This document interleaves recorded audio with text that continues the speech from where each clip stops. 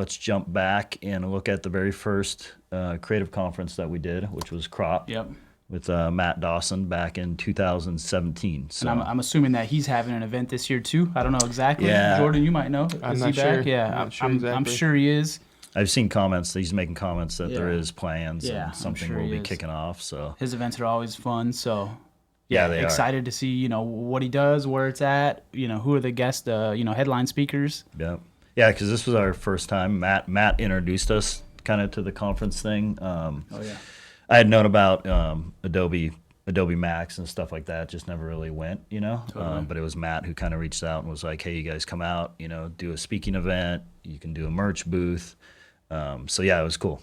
So let's run through some of this. So Baton Rouge, Louisiana, first time there for me, for you, right, Dustin? I went when I was a kid. Doesn't really count. Yeah, as an adult, it was cool. It was nice. It was everything was walking distance. Yeah. Super nice venue. I liked it. It was a little hot and sticky, but all good. We made some graphics for the event. Yeah, this is throwback too, so we be looking much younger. Yeah, I know, right? Myself included. The pandemic will age you quick. Dude, Yeah. for real.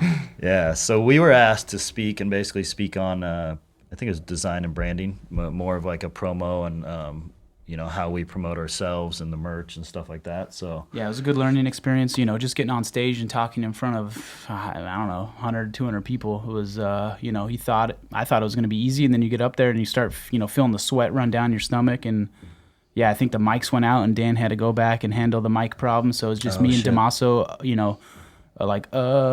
trying to hold it down, and it ended up being okay, but it's very nerve-wracking right there. it was a good learning experience. It was something that was kind of like, okay, we can do this, Yeah. We're not great at it, but we can do it. And here we are now, talking every week on the podcast. So Yeah, And at the end of the day, it's the content that's the gold, it is, yeah. that's for what sure. people want to hear and those Yep. stories and stuff like that. Yeah. And then one of the exciting things was, Matt was like, hey, we have this merch section, so bring out all your merch. You'll have a table. You can sell a bunch of product. And that ended up being super fun. yeah, it was busy. We kind of had to stay at the table, stay at the booth the whole time because people, were kind of coming up looking to buy stuff. Yeah. And then at the same time, Matt had asked us to do a T-shirt for the event. So in honor of Louisiana and their state bird, kind of see the T-shirt here, which is up here behind us. It was actually printed in this book here, type. Good type. Good type. Yep, good type 2. So it's in that book. So we did these T graphics, and then Industry Print Shop printed them.